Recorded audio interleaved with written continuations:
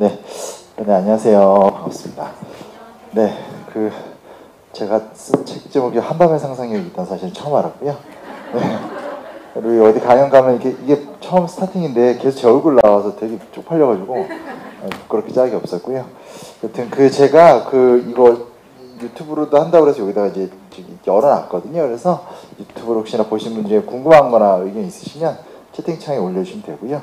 악플은 사양할게요. 그래서 욕은 올리지 말아주시고요. 여튼 만나 뵙게 돼서 반갑습니다. 지금부터 뭐 한 1시간 40분 정도, 1시간 반 정도 이야기를 하려고 하는데요. 그냥 미리 듣기로는 이제 학부모님들이라고 얘기 들었고요. 그래서 좀 그냥 그보다 역사 교육 뭐 이런 이야기를 좀 한번 해보자 뭐 이런 얘기를 들어서 얘기 준비했습니다. 그래서 사전에도 뭐 질문 사항 있으면 얘기해달라고 했는데 그런 거 있으면 꼭 알려주세요. 맞춰서 좀 답변을 드리고요. 약간 어색하네요 아직까지. 어색하고 이게 저도 한 2년 반 정도는 이제 이런 오프에서의 만남이 없었어요. 당연히 없죠. 그래서 하면 뭐 줌이나 아니면 뭐 유튜브 아니면 그냥 방송으로 지내다가 한 3월 말 그때부터 3월 말 4월 때부터 이제 다시 오프를 이제 조금씩 풀려서 만나고 있는데 오프라인에서 시민들이 안 뵐 때는 못 뵐 때는 이제 아쉬웠죠. 사람이 만나서 이야기를 해야지 이게 뭐냐 했는데 다시 이제 만나면서 깨달았죠. 내가 얼마나 사람을 두려워하는가 그리고 사람을 낯설어하는가 뭐 이런 것들을 느껴서 요즘에 부담스럽게 짝이 없고요. 여튼 만나면서 반갑고 이제 다 마스크 쓰고 계시잖아요. 제 입장에서 웃긴 게 뭐냐면 여기밖에 안 보여요. 그래서 이게 지금 웃고 있는 건지 졸고 있는 건지 재미가 있는지 없는지 잘 구분이 안 됩니다. 그래도 이렇게 어디 가면 이제 기업 임원들 자리들이 있거든요. 근데 아직까지 우리나라가 이 유리천장이 심해서 남자분들이 대부분이에요. 여러분 이제 그런 데 가면 되게 힘들거든요. 그래서 그렇지 않아서 괜찮다는 생각하고 있고요. 얼마 전에 포스코 왔는데 정말 이 사람들이 내 강의를 들으려고 하는지 내 마음을 열어보라고 시험을 하는지 막 이런 힘듦이 있었습니다. 자, 그냥 이렇게 이렇게 역사 공부 어떻게 해야 되나요? 우리 아이들 역사의 주인공을 어떻게 키워야 되나요? 뻔한 이야기들이에요. 그래서 그런 제목으로 한번 잡아봤고요. 사실 이게 간단한 주제는 아니에요. 왜냐면 제 얘기를 살짝 말씀드리면 저는 이제 초등학교 때 먼 날의 은나라라는 아시죠? 그 책을 외삼촌이 선물로 이거죠. 너 뭐 이번에 시험 잘 보면 한 권씩 사줄게 이런 약간의 미끼형 이제 그런 거 잘 넘어가거든요. 어릴 때 그런 거 잘 넘어가잖아요. 그래서 초등학교 6학년 때인지 5학년 때인지 하여튼 뭐 때문인지 모르죠. 아무튼 시험을 잘 봤는지 못 봤는지 아무튼 막내 삼촌이 저한테 먼 날의 은나라 6권을 사주셨어요. 아직도 기억이 나요. 그게 이탈리아 편인데 지금은 먼 날의 은나라 사면 칼라로 다 이렇게 돼 있지만 그때는 흑백이고 손글씨로 써 있었어요. 네, 그때 연재하실 때인데 아마 지금도 얘기하는 거지만 회자하는 거지만 제가 그걸 1권을 샀으면 아마 역사를 안 좋아했을 거예요. 왜냐면 1권은 프랑스 편인데 음식 이야기로 가득하고 6권이 로마 제국 이야기예요. 그러니까 아무래도 남자아이 입장에서 되게 재밌는 이야기죠. 그래서 그거를 보고 너무 역사가 재밌다라는 게 문이 열렸죠. 중학교 3학년 때 아까 이렇게 저한테 막 사인 받으러 오신 분한테 제가 자녀 학년도 물어봤는데 전 되게 심한 사춘기를 앓았던 아이였거든요. 중3 때 진짜 개판이었어요. 근데 하도 개판이니까 저희 사회선생님이 개판이긴 하지만 애가 이렇게 심성이 나쁜 애는 아니다라고 판단하셨는지 저를 부르시던 이제 유시민 작가의 거꾸로 읽는 세계사 지금 최근에 개정판 나와서 또 되게 잘 팔리는데 그분의 책을 이제 선물로 주시지 않고 빌려주셨어요. 그래서 약간 쪼잔한 그래서 빌려주셔서 다 읽고 돌려드렸어요. 근데 이제 드레피스 1챕터가 드레피스 사건이죠. 근데 그 챕터를 읽으면서 참 재밌게 살면서 처음으로 이렇게 걸어다니면서 책을 읽었었던 그분이 지금까지 유시민 작가님이 지금까지 건재하셔서 이 후배 앞길을 막고 이럴지 몰랐어요. 그래서 아주 마음에 안 드는 상황인데 하여튼 그런 경험들이 있어요. 그래서 그러면서 이제 자연스럽게 역사에 관심을 갖게 되고 이제 내가 내 인생을 뭘로 살아갈까 이렇게 고민하다가 이제 역사를 선택했는데 저는 학부는 역사 교육과를 나왔어요. 그래서 그런 얘기하면 이제 선생님 되고 싶어서 뭐 이렇게 많이 얘기하는데 그건 아니었고요. 그냥 고등학교 때 이제 누구나 이것도 겪게 되는 과정인데 한국의 교육제도가 너무 힘들잖아요. 정말 최악의 시스템. 똑같았어요, 저도. 그래서 역사 잘했었어요. 잘했던 이유는 중고등학교 때 역사가 뭐 내용이 너무 재밌다기보다는 그냥 암기를 잘했던 학생, 그리고 영수를 잘 못하는데 역사를 좀 잘해두면 약간 오타쿠 같은 재능으로 이제 약간 자존심을 세울 수 있었어요. 그래서 역사를 잘했어요. 그래서 이게 잘 외웠죠. 그러다 보니까 이제 이걸로 가야 되겠다 했는데 아무리 봐도 너무 교육제도가 그지 같은 거예요. 그러니까 고등학생 되니까 저 원래 이렇게 투더리 스머프 같은 스타일이어서 방송에서 되게 얘가 착하게 나오지만 까탈스럽게 짝이 없는 스타일인데 되게 투덜투덜대는 스타일인데 너무 그 한국의 교육제도가 마음에 안.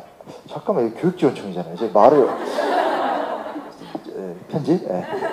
영상이 남는데 하여튼 문제의식이 있었어요. 그래서 그 얘기를 엄마한테 되게 심각하게 막 얘기했더니 지금 돌아보면 역시 또 상투적이에요. 엄마도 이제 꼬셨죠. 야, 네가 문제의식을 느끼면 네가 들어가서 바꿔. 뭐 이런 거 있죠. 그러니까 네가 일단은 좋은 데 들어가라는 말을 돌려서 얘기한 거죠. 그래서 이제 고민을 해서 나름대로 이제 고등학교 때 이제 제가 역사학과 그러니까 사학과 교육학 이 두 가지 주제를 두고 저희 담임한테 찾아갔어요. 근데 저희 담임 선생님이 국어 선생님이셨는데 이거 여기서 이런 얘기하면 안 되는데 그 전년도까지 상고 계시다고 오셨어요. 그래서 되게 이렇게 약간 프리한 스타일, 되게 굉장히 프리하셨어요. 그래서 제 고민을 듣더니 진지하게 이야기하신 게 아니라 야 그럼 역사교육과가 이렇게 얘기하신 거예요. 그래서 제가 아무것도 모르는 상태에서 그러면 역사학과 교육학을 같이 공부할 수 있나요? 그렇대요. 그래서 사범대학인지도 모르고 이제 역사교육과를 치고 이제 가게 된 케이스예요. 그래서 대학도 다 역사교육과만 3개 치고 딱 갔는데 그러고 이제 들어가서 지금까지 이제 뭐 대학원에서는 사학을 하고 했지만 아무튼 이렇게 쭉 왔는데 그 역사교육과를 이제 막 쓸 적에 기억이 나요. 뭐가 나냐면 주변에서 다 그랬죠. 너 그걸로 뭐 먹고 살래? 이게 제일 많이 들었던 이야기였었어요. 그리고 아버지는 들어가서 행시를 봐라. 그러니까 이런 생각했고 엄마는 들어가서 이제 아나운서 시험을 봐라. 뭐 이런 거였었어요.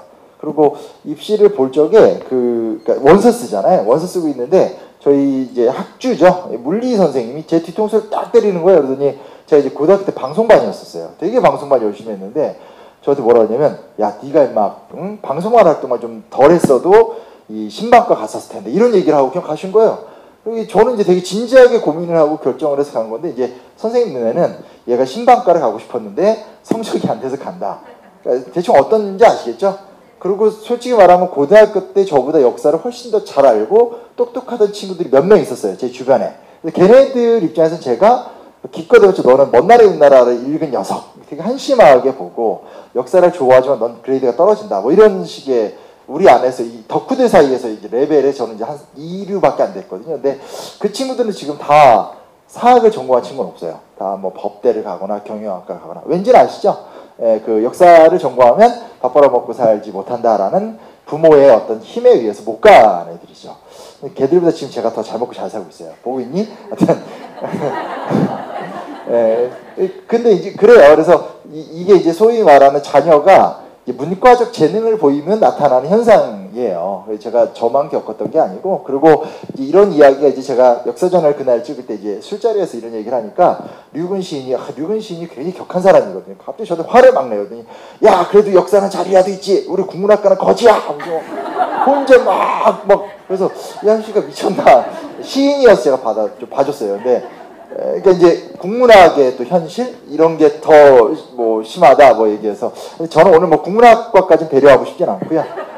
잘 몰라요. 근데 여튼 이제 그 소위 말하는 문과충 문송합니다 이런 말이 이제 지천에 깔려 있는 상황 그런 현실이 있고 그래서 제가 가끔가다 그런 때가 있어요. 이게 지인 찬스 쓰는 인간들이 꼭 있어요. 그러니까 한 20년간 연락 안 오다가 텔레비전에서 본다면 굉장히 다정한 문구로 막 그때 오빠 뭐 선배 뭐 이러면서 막 나중에 알고 보니까 이제 저랑 이제 제가 사범대 나왔으니까 아무래도 이제 제 친구나 중에 이제 현직 선생님들이 좀 있잖아요. 근데 걔네들 꼭 연락이 와서 자기 학교로 꼭 한번 와달라. 분명히 안 친하게 지냈거든요. 그래서 그때 친하게 지냈죠. 그래서 이제 뭐 어떻게 돼서 이제 옛날 추억도 생각나서 어떤 학교를 갔는데 거기 놀랍게도 저희 학교에 이제 저랑 같은 대학에 같은 과 선배 선생님들이 역사 선생님 몇 명 계신 거예요. 굉장히 불편하게 짝이 없었죠. 근데 이제 앉아놓고 저한테 무슨 얘기를 했냐면 그 사실은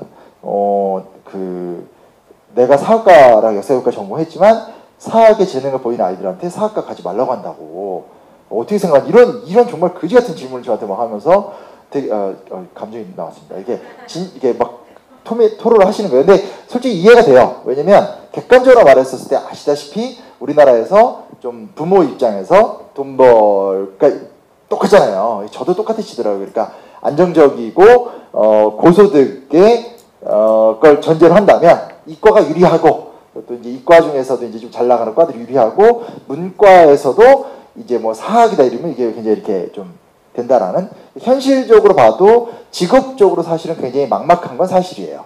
그러니까 갈 수 있는 게 교사 아니면 학원 강사. 근데 이제 아시다시피 이제 교육지원청인데 미쳤다. 이제 오늘을 마지막으로 하고요. 이제 다시는 뭐 이렇게 왜냐면 이제 인구가 점점 줄으니까 학교도 학원도 줄게 되잖아요. 이제 그거 아니면 최근에는 보니까 대학교에 이제 박물관학과 같은 게 좀 만들어져서 이제 학예사, 아니 기록관리사 뭐 이런 것들 정도니까 직종이 넓지 않죠. 그리고 그 직종이 뽑는 인원도 적고 월급도 적고 이게 좀 약간 악순환인 것 같아요. 그럼 이제 민간에서 뭐라 한다? 이거 더 척박한 상황이고. 그래서 사실은 얼마 전에 제가 대한민국 역사박물관에서 이제 뭐 강연을 부탁했었어요. 방학이어서 이제 학생들 한 150명 정도를 나눠서 이렇게 얘기를 해달라고 하는데 역사 이야기 준비했죠. 그랬더니 그러지 말고 제 얘기를 해달라는 거예요. 그래서 내가 무슨 70먹은 할아버지도 아니고 무슨 내 인생을 얘기하니까 아이들이 좀 관심이 많아서 네 인생을 털어봐라 해서 그냥 했는데 솔직히 말하면 무슨 말이냐면 이게 결코 잘난 체가 아니고 저 같은 경우는 좀 예외적인 케이스인 거죠. 그러니까 이렇게 역사 대로 된 작품을 만들고 싶다. 사실 좀 놀랬었죠. 그래서 이 일을 이제 하게 됐어요. 저는 이게 자꾸 서원이 길어지는데 제가 이제 방송을 제일 처음 했었던 건 어쩌다 어른이라 방송에서 제일 처음 나왔어요. 그렇지만 5, 6년째 방송을 하고 있는데 진짜 방송쟁이들 아마 다 만나본 것 같아요. 그리고 인문학을 다루는 방송은 거의 다 출연을 해본 것 같아요. 근데 그 뼈저리게 느끼는 사실이 뭐냐면 이게 있어요. 돈을 추구하는 사람과 진짜 실력을 갖고 있는 사람의 차이가 딱 있어요. 그러니까 예를 들어서 어쩌다 어른 PD나 그쪽 제작진 같은 경우는 핸드폰을 열면 PD 핸드폰 안에 한 300명 정도 되는 한국의 지식인 명단을 다 갖고 있어요. 왜냐하면 그 PD가 되게 좋아해요. 애초에 그걸 좋아하고 관심도 많고 본인이 보기에 이렇게 어떤 사람이 영향이 있는지. 그래서 그때만 해도 제가 되게 무명의 상황이었고 뭐 가진 게 거의 없었었는데 그 사람이 저를 좀 주목을 했었죠. 그래서 이제 저를 많이 도와줬었는데 그리고 제작진들도 인문학에 대한 이해도가 높아요. 그런 사람들하고 일을 하다 보면 이게 같은 인문학 이야기지만 되게 도움도 받고 저의 역량을 120% 이렇게 펼쳐낼 수 있어요. 똑같은 거지만 이게 이제 아시다시피 어쩌다 어른 알쓸 신작 되게 떴었잖아요. 그리고 그때 여파가 사실 지금도 계속 되고 있죠. 뭐 벌거벗은 세계사라든지 되고 있기 때문에 이게 돈이 된다는 사실을 방송가에서는 잘 알고 있어요. 그러다 보니까 이제 인문학적 소양은 없는데 이게 돈이 되니까 이걸 이제 해보려고 하는 팀도 되게 많아요. 그래버리면 어떤 현상이 일어나냐? 인문학에다 기초가 없어요. 없으니까 당연히 그냥 시류를 쫓게 되고 방송이 창의적이지도 않고 내용물이 잘 나오지도 않아요. 이런 문제가 있어요. 그래서 사실 제가 청소년들을 만나면 꼭 하는 강의 중에 하나가 뭐냐면 인문학이라는 것 자체가 역사나 인문학이라는 것 자체가 돈이 된다라고까지 보장은 못 해줘요. 근데 하나 분명한 게 뭐냐면 시대의 흐름과 변화 자체가 인문학적 감수성, 인문학적 상상력, 인문학적인 창의력 자체를 요구하는 것만큼은 진짜 분명한 것 같아요. 그걸 부정할 수는 없어요. 그 대표적인 사례로 내가 자문을 해서 자랑하려고 이걸 갖고 온 게 아니고요. 오해는 하지 말아주세요. 제가 이렇게 재밌자고 하는 얘기지 다 들으다 신용 알고 되게 재수없어 이러면서 막 악플 날리고 막 이러면 굉장히 곤란해요. 근데 그게 아니라 파친코라는 작품이 하나의 그러한 예시가 될 수 있어요. 그래서 여러분들 아시겠지만 우리나라는 아직까지 좀 많이 부족한데 외국 작품들 같은 거 보면 이제 브리저튼이라는 이런 작품들 보면 그리고 이제 뭐 굉장히 다양한 드라마들이 있잖아요. 그런 거 보면 사실 퀄리티가 되게 높아요. 그래서 사실 상상의 영역 같은 것들은 대놓고 이거는 이제 허구지만 허구는 허구로 하되 이제 갖춰야 될 건 정확하게 갖추거든요. 이걸 되게 밸런스를 잘 맞춰요. 그래서 따친구 같은 것도 사실은 여기 누구지? 이민호 같은 경우가 야쿠자 같은 사람인데 보신 분들 알겠지만 당시에 우리나라의 조선인 폭력배가 일본과 조선을 오가면서 상권에서 영향력을 행사했다. 그래서 일본의 오사카에 큰 저택을 갖고 있다. 이거는 불가능해요. 존재하질 않아요. 없을 거예요. 적어도 현재까지 제가 아는 지식 중에 단 한 명도 없어요. 그 정도의 상권을 누가 차지하겠어요. 이럴 때 갑자기 김두한 이런 이야기 하시는 분들 계시겠지만 동대문 상권이라는 작은 상권의 동네 깡패이기 때문에 그렇게 얘기할 수는 없어요. 근데 제가 이 부분에 대해서 되게 좋게 생각했던 건 뭐냐면 나중에 가다 보면 일본의 오사카 지역 자체가 빠친코의 아주 그 번성지고 플러스 이제 그 일본의 상업의 중심지인데다가 자이니치들 제일교포가 많거든요. 그러니까 이 제일교포들 중에 굉장히 성공한 야쿠자들이 많이 나와요. 그리고 그 성공한 야쿠자들 중에서 이게 이제 좋은 이야기는 아니지만 해방이 됐는데 우리나라 분단이 됐잖아요. 그래서 일본 사회도 분단이 되거든요. 그래서 일본 사회에서 조총련 계열이 있고, 이거 좀 북한을 좀 지지하는 좌익 계열이고, 그리고 이제 남한을 지지하는 민단 계열이 있는데, 사실은 최근에는 완전히 바뀌었지만 한 7, 80년대까지만 하더라도 주로 좀 의식 있고 일본 안에서 조선인으로서의 민족적 정체성을 지키는 지도자들의 상당수가 사실은 청년 계열이 많았었어요. 그러니까 남한 입장에서 굉장히 활동하기가 불편했었고, 그러다 보니까 민단 계통에는 사실 이렇게 좀 조폭이라든지 좀 좋지 못한 사람들이 꽤 있었어요. 근데 여튼 이 사람들이 흥미로웠던 게 뭐냐면, 일본의 굉장히 유명한 조선 자이니 측의 야쿠자가 민족의식이 또 있어가지고 박정희 대통령 당시에 이 우리나라의 어떤 여러 발전상에 상당한 후원을 하거나 도와주거나 그랬던 사람들이 또 몇 명 있었어요.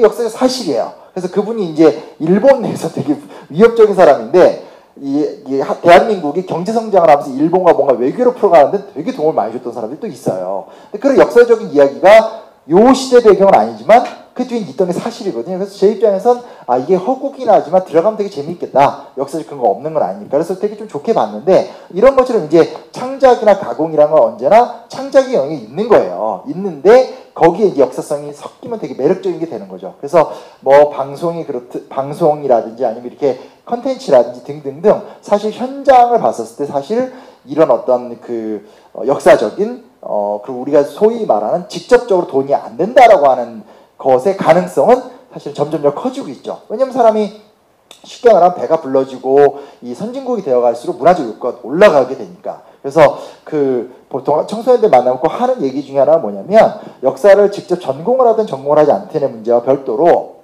우리가 기본적으로 이런 것들에 대한 지식과 그 지식 노하우에 대한 힘을 갖는 건 되게 중요한 문제고, 그것이 여러분들의 경쟁력 혹은 먹거리가 될 수도 있다는 걸 좀 기억해 줬으면 좋겠다, 이런 얘기를 막 하면서 애들이 막 꼬셔요. 그래서 이런 것들 하게 되는데, 그래서 사실은 제가 이제 창의성을 키워야 한다는 말에서 이걸 보여드린 것 중에 하나가 그런 이유가 있기 때문이기도 하고요. 근데 이제 여기서 중요한 딜레마가 생기는 거죠. 암기 과목은 아니지만 암기 과목처럼 공부하고 있고, 창의성을 키워야 되는데 암기 과목 위주로 공부를 하다 보니까, 전 국민이 그런 게 훈련이 돼 있다 보니까 사실은 역사라는 컨텐츠를 어떻게 창의적으로 풀어야 되는가는 이게 이제 숙제가 되어가는 상황이다라는 게 현실인 것 같아요.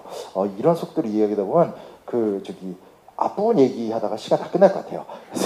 그래서 그런 고민 속에서 가고 요 얘기는 뭐냐면, 이제 요즘에 PC 이런 말 아시죠? 정치적으로 발언. 근데 이게 뭔 얘기냐면, 역사 이야기도 약간 그런 게 있어요. 예를 들어 제가 일제강점기라고 표현하지 않고 일제시대라고 이야기하면 가끔 항의하시는 분들 계세요. 사실 이게 동의어거든요. 일제시대는 일본 제국주의 시대란 말 뜻이고, 일제강점기는 일본 제국주의 강제점령기란 뜻이에요. 그러면 제국주의가 강제점령을 하는 거잖아요.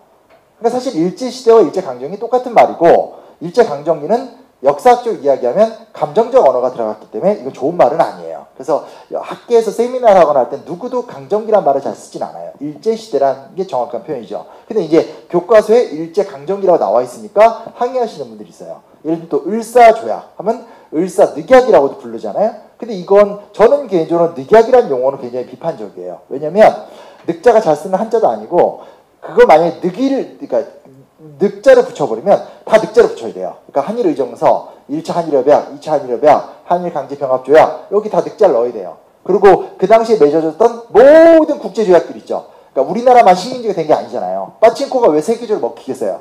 다른 나라 사람들도 식민지가 돼봐서 이게 느껴지는 거거든요. 그러면 베트남이 식민화가 됐었던 1차 사이공 조약, 2차 사이공 조약, 그럼 1차 사이공 늑약, 2차 사이공 늑약 이렇게 불러야 돼요. 더 본질적으로 들어가면 조약이라는 것 자체가, 국제조약은 언제나 힘의 불균형성을 전제로 하고 있어요. 지금 무슨 얘기냐? 맺는 모든 국제조약은 언제나 불합리해요. 그럼 그 조약마다 늑자를 넣어야 돼요? 제가 무슨 얘기하는지 알겠죠? 이런 문제들이 있어요. 이거는 그래서 사실은 역사 용어를 두고는 이게 싸움의 대상이라기보단 수기의 대상이에요. 고민을 해봐야 되는 거죠. 물론 이런 단어들이 있어요. 대표적인 게 광주 사태. 이거는 아예 5.18을 폄하하기 위해서 만든 말이죠. 그러다 보니까 이거는 반발심이 심하죠.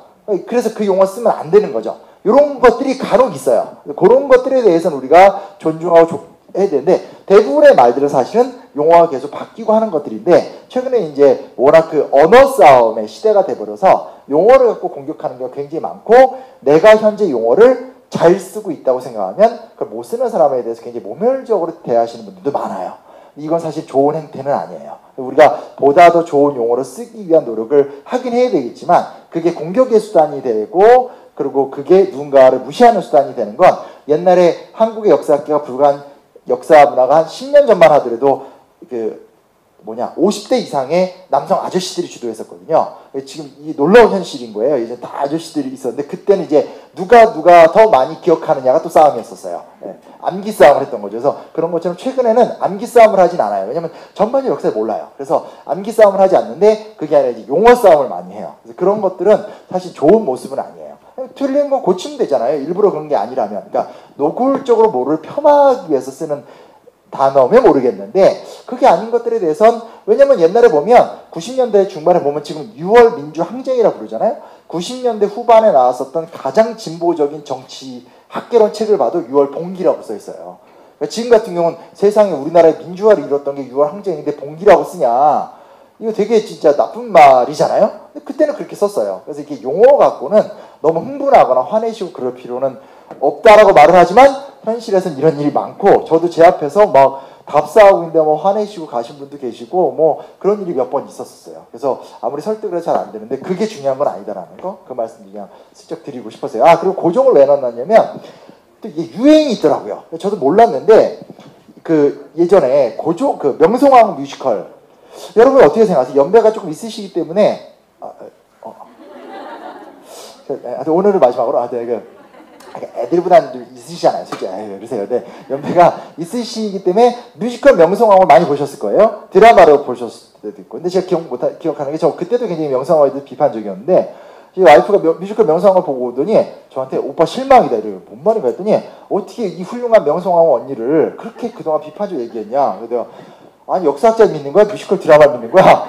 그러다가 그 다음에 드라마가 있었잖아요. 이미연 씨가 막 눈물을 막 뚝뚝 흘리면서 막 조선의 공모도 하는데 진짜 공모 같은 거예요. 그래서 막 저도 막 내가 정말 공부 잘못했나 막 이러면서 했는데 사실 역사학적으로 보게 되면 고종과 명성황후는 비판받을 구석이 너무 많아요. 굉장히 많고 사실 명성황후가 제일 비판을 받아야 되는데 비판을 가장 안 받는 게 뭐냐면 명성황후는 비선실세예요.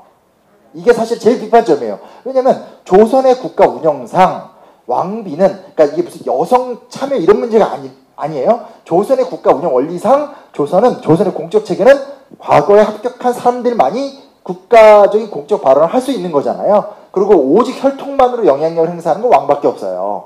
근데 왕비는 어떻게 돼요? 그 권한이 없는 사람이거든요. 근데 우리가 그러니까 생각해보면 조선왕조 500년 동안 기억나는 여성이 있어요? 없어요. 물론 뭐 정의왕후라든지 이렇게 사극 좋아하시는 몇몇 나오는데 그런 여성들은 대부분 왕이 어려서 대리청정을 잠깐 하거나 혹은 그냥 사적인 이야기들이 센 거죠. 뭐 연산군이 막 난리를 치니까 갈등 이런 거지 조선의 왕실의 여성이 권력행위를 하는 건 명성황후가 유일해요. 그 자체가 불법이에요 사실은. 근데 또 그거에 대해서 별로 공격을 안 해요. 그러니까 그만큼 우리가 공적 체제에 대한 인식률이 낮아서 생기는 현상인데 여튼 이게 좀 뭐라 해야 되나 기성세대들 한 30, 40대 이상의 좀 젊은 약간 뭐라고 해야 돼 아무튼 이렇게 X세대? 아무튼 이렇게 MZ는 아니에요. 아무튼 X세대 좋지 않아요? 저 X세대인데 아무튼 이렇게 당당하게 서태지와 아무튼 X세대들은 굉장히 고종이나 명성황후에 대해서 긍정적 입장들이 강해요. 근데 요즘 또 MZ들은 고종 욕하는 게 트렌드예요. 그러니까 제가 고종을 이렇게 관련한 영상을 올렸던 댓글에 몇천 개가 올라오면서 다들 고종을 욕하는 노래인 거예요. 그러더니 저는 원래 비판적인데 어디 이렇게 댓글을 보니까 이렇게 저 싫어하는 사람도 있을까 이렇게 저 인간 저거 고종 빠 아니야 이런 댓글을 막 올려요. 그래서 이게 이제 이것도 유행인 거예요. 그러니까 누구를 막 좋아하는 왜 그냥 미스터 선샤인에서 고종이 멋있게 나왔어요. 거기에 대한 반발심이 있는 거예요. 그래서 이렇게 되는 그래서 이게 뭔가 역사라는 건 고민해보고 수기해보고 여러 입장을 다면적으로 생각한 다음에 그걸 활용을 해야 되는 단계로 가야 되는 건데 그게 아니라 이제 이렇게 막 팬덤 옳다 그르다 좋다 나쁘다. 그러니까 옛날로 말하면 기성세대가 과거 독재 정권을 겪으면서 이 어떤 뭐라 해야 되나 이 기성 주류 세력은 친일 독재 부역자다 이런 프레임이 있잖아요. 이렇게 봤던 것처럼 요즘 친구들은 이제 그런 건 없는데 그게 아니라 저 인간을 좋아해야 돼 미워해야 돼 이걸로 또 나뉘어져 있어요. 그래서 이게 지금 굉장히 사실은 현황이 쉽진 않아요. 이런 걸 좀 풀어봐야 되는 현황 이야기만 너무 40분 넘게 했어요. 흥분했어요. 자, 그 다음부터 이제 대충 제가 무슨 문제의식을 갖고 있는지 아시겠죠? 이 문제의식을 가질 필요가 있다는 거예요. 내 자녀가 그래도 역사 공부를 제대로 하기를 원하고 그 역사 공부라는 것이 사학과를 가든 안 가든 좀 별개의 문제고 얘가 커서 그러니까 사실은 그렇잖아요. 뭐냐면 우리 아이들을 보면 저도 이제 첫애가 5학년이 되니까 정말 고민이 많으시더라고요. 그전까지 남일처럼 봤는데 어쨌든 내 새끼가 걸린 문제가 되고 얘가 또 저랑 얼굴이 똑같이 생겼어요. 그래서 똑같이 생겨서 더 나의 어떤 우울했던 10대 시절을 보는 것 같고 막 이래가지고 하는데 뭐냐면 이런 거예요.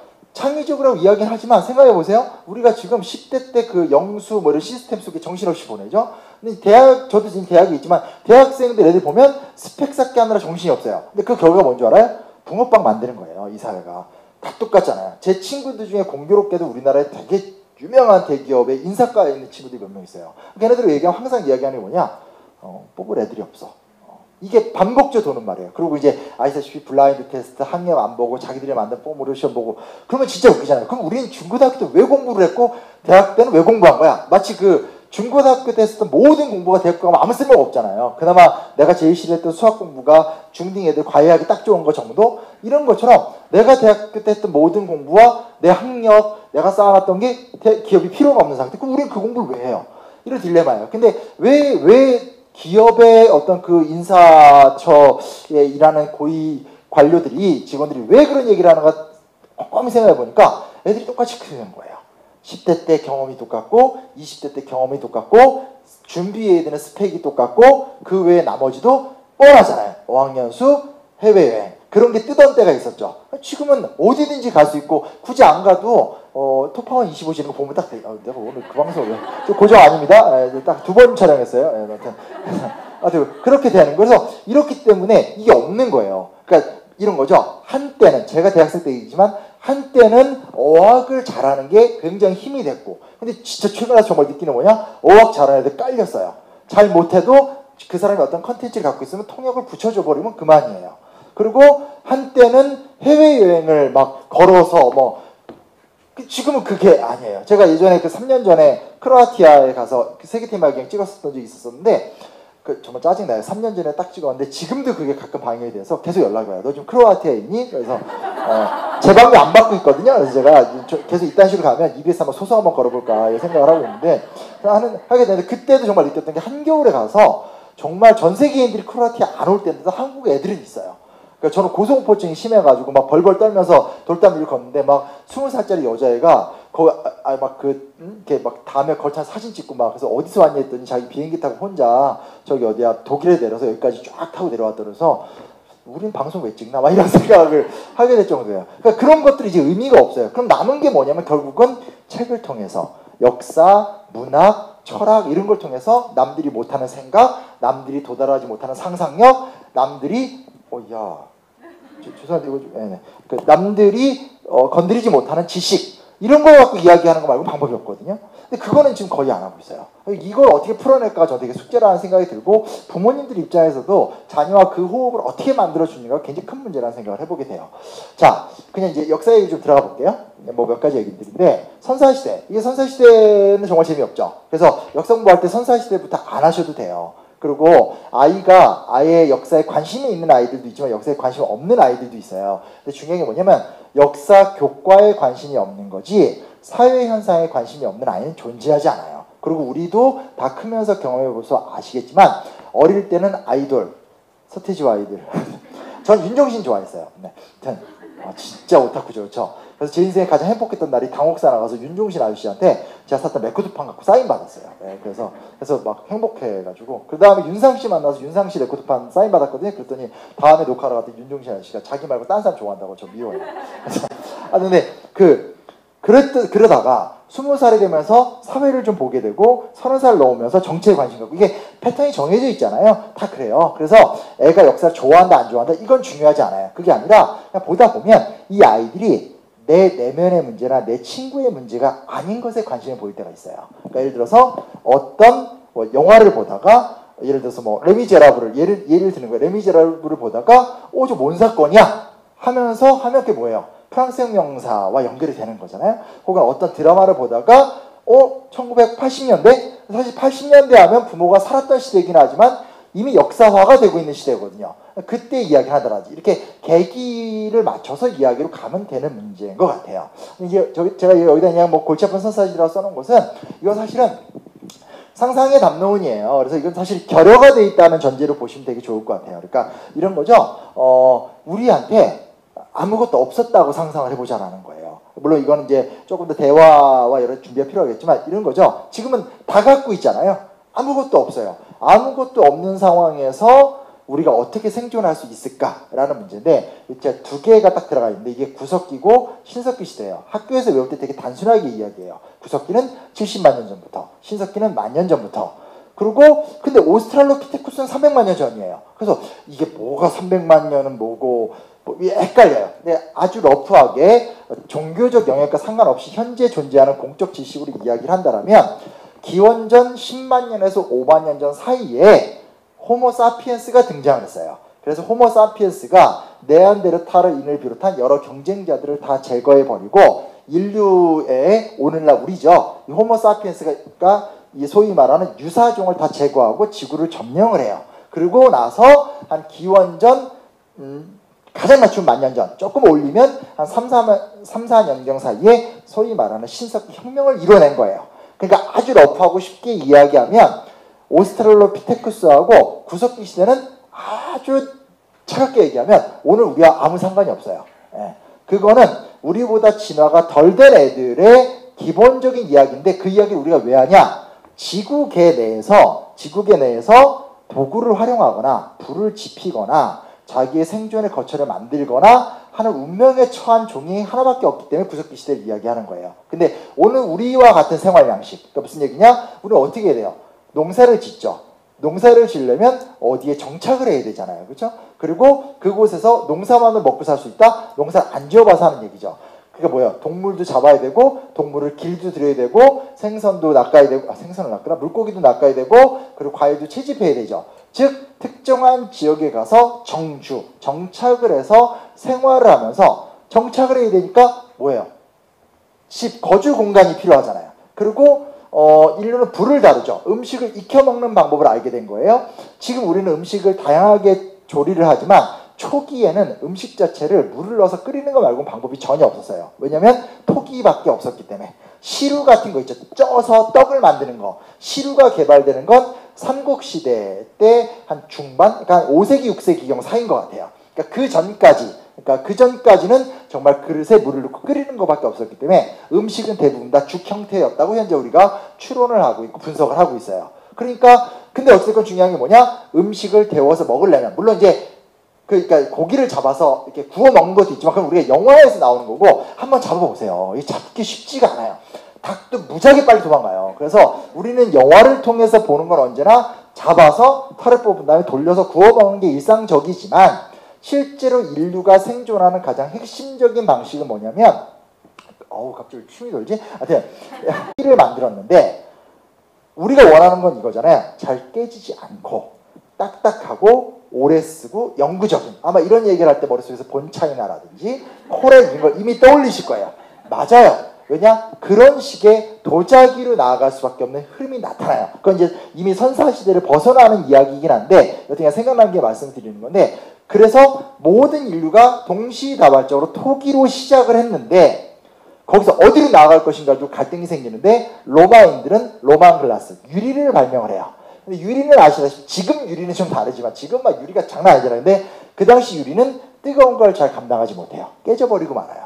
그러니까 로만 글라스가 안 되니까 유럽 사람들이 또 뭘 발명하냐면 금속기로 그릇을 만들어요. 근데 금속기는 아시다시피 라면 같은 거 끓이면 금세 뜨거워지잖아요. 그래서 금속기와 그 유리는 귀족들의 장식용으로는 활약이 되지만 크게 보급이 안 돼요. 즉 여전히 토기에서 조금 더 발전된 도기 형태가 유지가 되는데 문제는 뭐냐? 지구상 어떤 지역에서도 거기서 멈춰 있어요. 그랬는데 중국에서 고령토를 기반으로 해서 유약을 바르는 도자기가 발명이 돼요. 그리고 그 도자기 기술이 중국에서 발명이 되니까 우리가 또 이제 카피 앤 페이스트의 달인들이잖아요. 그죠? 바로 딱 배워온 다음에 고려 청자로 또 발전을 시키게 되고 명청 교체, 임진왜란 때가 되면 또 일본이 우리를 공격해서 우리나라 도공들을 대거 잡아가지고 일본에서 이마리 자기를 만들어요. 그래서 한중일이 이제 도자기의 번성기로 가게 되는 흐름으로도 이어지게 되는 거예요. 근데 그 이야기의 시작은 어디다? 아이고, 그 이야기의 시작은 신석기 시대가 되는 거죠. 그러니까 구석기 시대 이야기를 많이 하지만 기본적으로 호모 사피엔스가 오늘날과 같은 생활의 기본적 양식이 만들어지는 건 다 신석기 시대인 거예요. 근데 이 이야기는 누구나 이야기를 해볼 수 있죠. 왜냐? 우리의 가장 일상적인 흐름이니까. 근데 여기에 제 이야기 잘 이해되고 계신 거 맞죠? 네네네. 여기에 되게 중요한 사건이 하나 일어나요. 신석기 시대를 신석혁명 혹은 농업혁명이라고 말을 부르거든요. 그 말을 쓰는 이유는 뭐냐면 누군가가 농사를 이제 하는 방법을 생각해낸 거죠. 대단한 거예요. 그러니까 지금 우리가 그 스티브 잡스가 스마트폰 하나를 짜잔 만들어가지고 세상이 이만큼 나빠졌잖아요. 네. 문제예요. 우리 아이가 벌써 또 웹툰을 보면서 이상한 욕들을 배우고 있어요. 여튼 스마트폰 하나 나름 준비한 인원인데 안 통했어요. 네. 이게 이렇게 막 되잖아요. 그리고 뭐 그 전에 이제 뭐 컴퓨터를 발명한다라든지 인류의 엄청난 창의적 생각이 세상을 바꾸잖아요. 근데 가장 컸던 변화는 농업의 발명이에요. 뭐 누구죠? 저기 그 유발 하라리, 그러니까 사피엔스 이런 책을 보면 뭐 농업에 대해서 비판적으로 이야기도 하지만 여튼간에 농업은 모든 걸 바꿔놨어요. 누가 먼저 했을지 몰라요. 다만 그 시대에 엄청난 천재가 그랬죠. 그 천재가 어느 날 자연의 이치를 관찰하기 시작한 거예요. 저희 같은 사람은 그냥 뭐 따먹긴 하고 없으면 딴 데 가고 막 이렇게 지낼 텐데 한 인간이 가만히 자연현상을 관찰한 거죠. 그래서 씨앗이 떨어지고 썩어서 그 다음 자리에 다시 피어오른다는 사실을 발견했죠. 관찰이죠. 그 다음 뭘 했겠어요? 자기 따라해 본 거죠.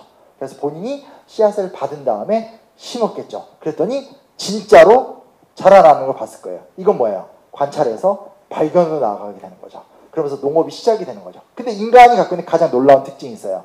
누군가가 하면 다 흉내내기 시작을 해요. 그러면서 누가 그 하는 방법을 알았었고, 아마 모르겠습니다. 이게 그 학자들이 추정하는 것은 한 명이 농업을 시작한 것 같지는 않고요. 전 지구적으로 비슷한 시점에 그런 혁신적인 발명이 곳곳에서 이루어졌던 것 같아요. 그렇지만 그 커뮤니티 내에서는 엄청난 혁신가가 있었을 거라는 건 분명하겠죠. 모두가 다 그렇게 하진 않으니까. 그러면서 이제 농업이 쫙 퍼져나가요. 이 이야기는 오늘날과 이렇게 겹쳐서 생각해보면 오늘날하고 세상의 운영 원리에 비슷한 측면이 있는 거예요. 에디슨이 나오기 전과 후의 가장 큰 차이. 그게 뭐예요?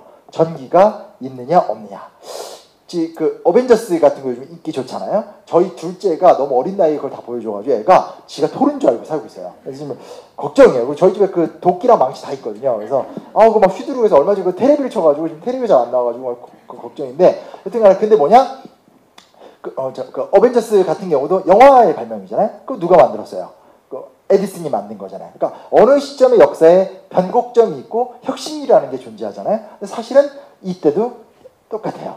제가 이 얘기를 왜 말씀드리냐면 이게 우리가 역사 공부하면 첫 장에서 무조건 배우고 되게 재미가 없어요. 그리고 국립중앙박물관에 가면 첫 장에 들어가면 정말 재미없는 유물들만 널려져 있어요. 이럴 때 이제 유럽 여행 갔다 오신 분은 내가 대형박물관에 갔는데 거기는 피라미드가 있더라 이러면서 우리의 국립박물관이 얼마나 재미없으면 배가시키는 사실은 이제 그쪽이 더 재밌는 게 사실이니까. 근데 뭐냐면 일종의 놀라움인 거죠.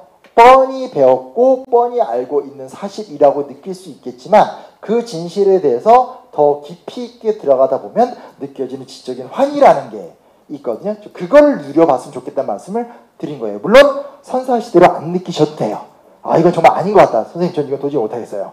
뭐 이렇게 해버리면 안 느끼셔도 돼요. 그러나 이제 제가 드리고 싶은 말씀은 저도 역사를 전공했지만 저는 굳이 네 전공이 뭐냐 하면 저는 현대사 전공자거든요. 현대사 전공자인데 현대사 전공자 입장에서 선사시대가 재밌겠어요? 재미있을 리가 만무해요. 그리고 저한테 이제 하는 중에 제가 이렇게 유적지 많이 간단 말이에요. 제일 처음에 진짜 당황했었어요. 왜냐? 유적지를 파는 친구들은 고고학자고 역사학자들은 시원하게 에어컨 나오는 데서 문서를 이렇게 다 보는 사람들이거든요.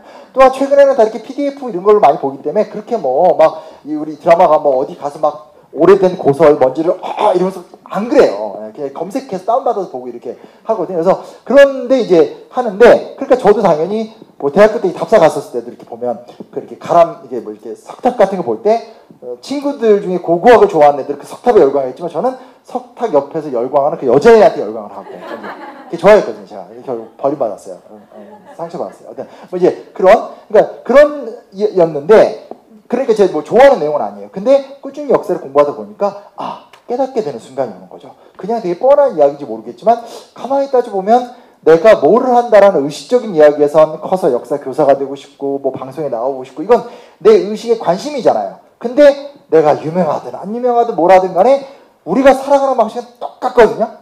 똑같은 게 집이 있고 음식을 해먹고 가족이 만들어지게 되고 가족 중심의 사회가 설계가 되고 인근 사람들끼리 커뮤니티가 만들어지게 되고 그리고 이야기는 아니더라도 선사시대 때도 그 상황 속에서 발견과 발명을 통해서 새로운 시대의 변화를 이끌어간 사람이 있고 또 지금도 그런 사람이 있는 거고 이제 그런 얘기를 한번 말씀드리는 거고요.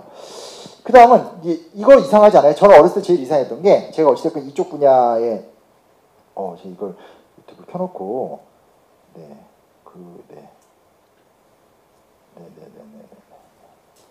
켜놓고 쟤를 안 보고 있어가지고 제가 되게 좀 느꼈었던 부분들인데 왜 갑자기 칼이 나와?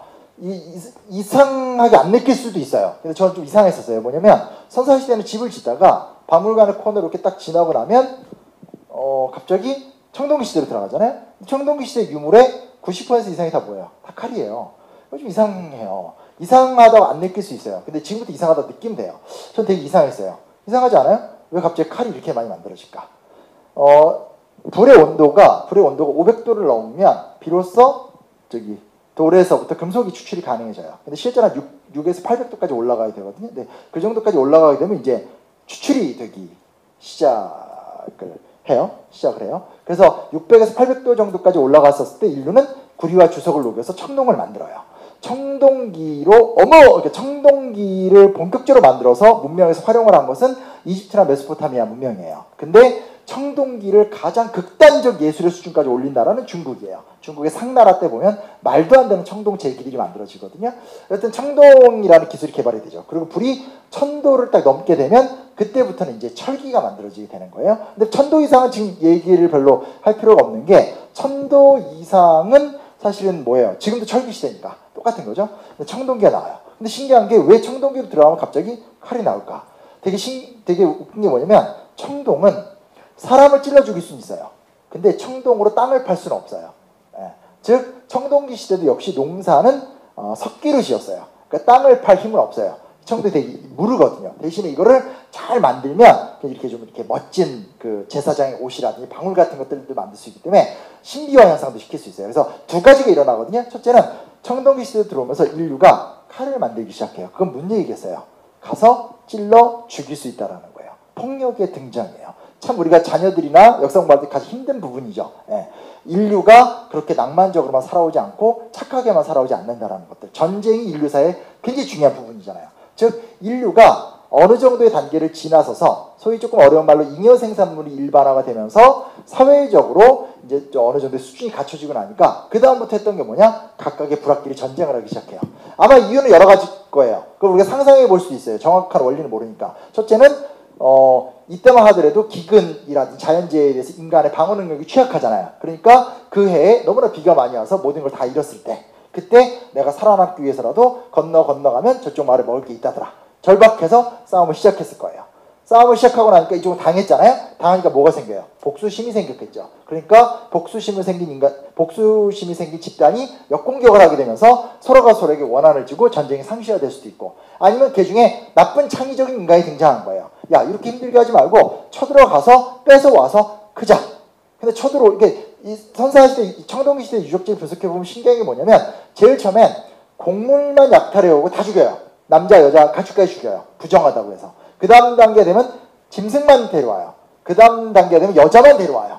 마지막 단계 남자도 데려와요. 뭘 얘기하는지 아시겠어요? 약탈 경제에서 노예제 계급 사회로 가게 되는 거예요.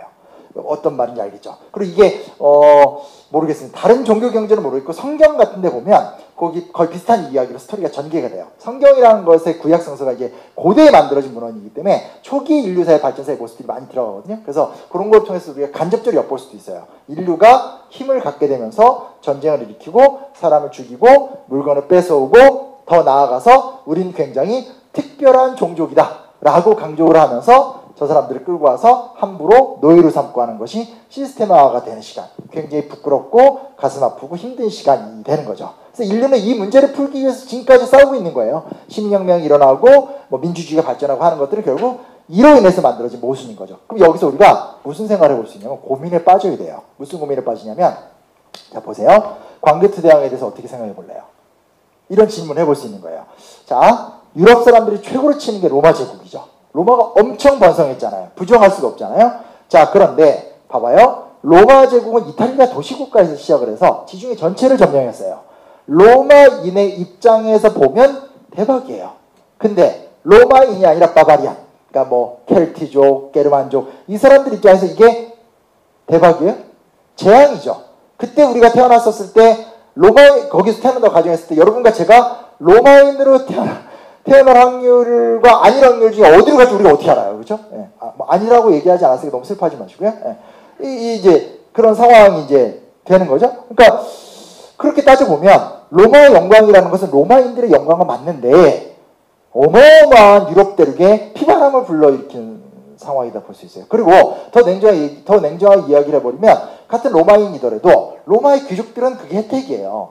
근데 로마의 하층민들은 군대로 징집이 될 것이고, 그렇죠?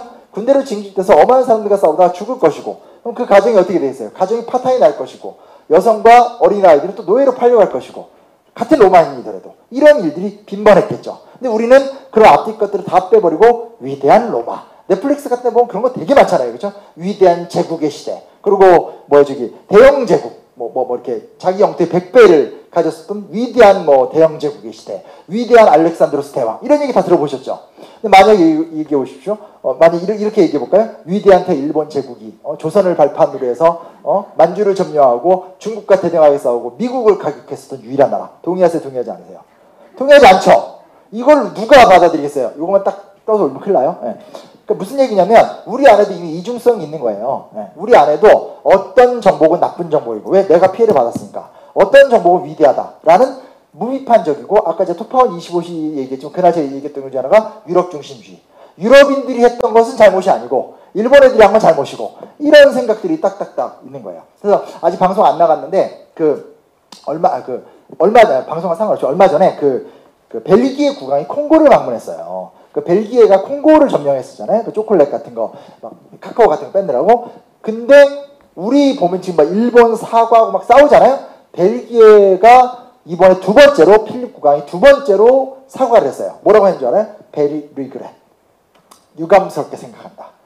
그러니까 무슨 얘기냐면 우리도 일본에서 사과를 했던 적이 있어요. 지금 일본이 너무 극단화가 돼서 그런 게 없지만 예전으로 돌아가면 무라야마 총리라든지 고노다마라든지 이런 때 있었는데 그때 보면 정말 이렇게 통절하게 반성한다.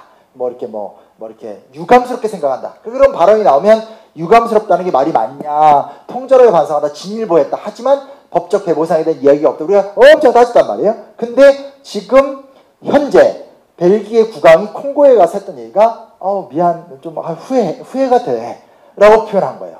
이게 우리나라에서 보도가 됐으면 난리가 났을 거예요. 실제로 우리나라에서 거의 보도 안 됐지만 유럽의 독일이나 이런 언론들을 보면 거기서 이미 논란이 막 되고 있더라고요. 그 표현이 맞느냐? 그리고 그거에 대한 배보상을 어떻게 할 거냐? 이게 나오고 있어요. 그러니까 그런 게 우리 안에 이제 앞뒤를 안 맞는 게 있는 거죠. 근데 광개토대왕 이야기도 마찬가지예요. 우리 역사가 사실은 어찌됐건 대국의 역사는 아니기 때문에 뭔가 이렇게 한 건 없는데 그나마 우리가 항상 이야기하다 보면 고구려 이야기 되게 많이 하잖아요. 그리고 이렇게 만주가 현재 우리 땅이 아니라는 것에 대해서 굉장히 속상해 하시는 분들도 꽤 계시고 그런 상황과 그 전제로 본다라면 광개토대왕 영토를 넓히고 전성기 이뤘다. 그 말 자체는 틀린 건 아니에요. 근데 그걸 우리가 무한정 좋게만 볼 것이냐? 이건 다른 문제라는 거죠. 그러니까 하나의 사건에 대해서 하나의 결론으로 도달할 필요는 없는 거죠. 어찌됐건 자국의 입장과 자민족의 입장에서 그 시대성을 인정했었을 때 전성기 이뤄냈고 확장했다. 나쁘진 않죠. 좋아요. 근데 그거를 21세기 시민사회와 민주주의가 발달된 오늘의 입장에서 무조건 좋은 이야기만 할 것인가? 그럴 수는 없잖아요. 근데 이게 이런 게 있긴 하지만 따져보면 이것도 정복과 PCB의 문제가 있는 건데 그리고 사실은 그때는 고구려는 철저히 귀족사회잖아요. 그러니까 그게 우리 민족의 영광이라기보다는 고구려 귀족사회의 영광인 거죠. 이런 것들에 대해서 우리가 좀 디테일하게 물어볼 수 있죠. 그리고 오늘 오신 분들이 다 여성분들이신데 사실은 지금 하는 모든 얘기 다 뭐예요? 남성 가부장들의 이야기가 되는 거죠. 그런 거에 대한 비판의식도 가질 수 있고요. 그래서 사실은 갑자기 왜 칼이 나와? 이 이야기를 두고도 우리가 되게 여러 가지 이야기를 해볼 수 있다는 것에 대해서도 고려를 해볼 수 있습니다. 재밌게 듣고 계세요? 저 혼자만 흥분한 것 같아요. 제가 언제나 이제 항상 똑같은 게 뭐가 있냐면 이렇게 이야기할 때 이렇게 시작할 땐 어색해하고요. 한 30분 지나면 듣든 말든 떠드는 약간 잡방 모드 그런 이상한 정체성이 있습니다. 네. 그 고려 얘기 제가 잠깐 해드릴게요. 고려 얘기해드리면 고려는 어떤 나라인가? 상감청자 이건 아시죠? 이게 되게 속상해요. 아까 제가 도자기 이야기 잠깐 말씀드렸는데 말씀드렸듯이 도자기라는 것이 중국에서 발명이 되잖아요. 메소포타미아가 그러니까 중동 지역이 지금은 후진 지역이지만 중동은 동아시아 못지않게 인류의 선진 지역이었단 말이에요. 근데 동아시아 지역에서는 결국 이런 도자기 못 만들어요. 왜 못 만드냐? 중동 지역엔 고령토가 없어요. 근데 고령토만이 유일하게 1000도 이상의 불을 감당해요. 근데 똑같이 실험을 해봤더니 이 중동의 도자기들은 1000도가 넘는 순간 도자기 무너져 버려요. 흙이 안 좋아요. 그래서 이제 그리고 가마에서 굽잖아요. 가마에서 굽는 게 뭐냐면 굽다 보면 일단 흙이 버티잖아요. 제가 이제 고령토라고 말하니까 흙으로 생각하지만 고령토는 사실 돌이에요. 돌을 깨서 가루로 만든 건데 어찌됐건 이게 이제 가마에서 구우면 구워진 열기 속에서 가마에 뭘 넣죠? 나무로 때우죠. 그 나무의 재가 확 돌면서 도자기 표면에 앉아요. 그게 잿물, 유약이에요. 그러면서 이게 딱 만들어지게 되는 건데 이미 중국에서는 한나라 때 청자와 백자란 양대 흐름이 나타나요. 근데 이제 송나라 때가 되면 청자가 엄청 발달을 하게 되고 아청색이라고 해서 약간 요 색깔하고 이렇게 은은한 푸른빛을 내는 색깔이 있어요. 그게 송나라의 휘종이라는 황제가 너무나 좋아했던 색깔인데 정말 웃겼던 게 그 사람이 어느 날 밤에 딱 꿈을 꾸고 나온 다음에 비가 내린 다음에 맑고 개인 하늘색을 도자기로 만들어라 라고 도공들한테 명령을 한 거예요. 본인이 꿈꾼 거예요. 그럼 어떻게 알아? 도공들이. 그래서 아마 도공들이 되게 열받았을 거다라는 생각을 할 수 있는데 그래서 이 송나라 때 송의 휘종이라는 황제가 문화예술적으로 굉장히 뛰어난 황제인데 그때 도자기가 엄청 발달하니까 당시의 동아시아 트렌드에선 청자가 최고인 거예요. 그러니까 당연히 우리가 배워오고 싶은 거죠. 근데 이제 우리가 항상 상감청자 이야기하는 게 뭐예요? 저걸 갖고 와서 그냥 똑같이 따라하는 단계를 넘어서서 은입사 기술을 통해서 상감문의를 낸 건 우리가 만든 거거든요. 네, 그러니까 이런 거잖아요. 이렇게 핸드폰, 스마트폰이 발명은 미국에서 됐지만 그걸 우리가 갖고 와서 우리식으로 개량을 해서 막 접했다 폈다 하면서 우리가 세계적으로 지금 폰을 엄청 팔고 있는 것과 같은 변혁이 한번 일어난 거예요.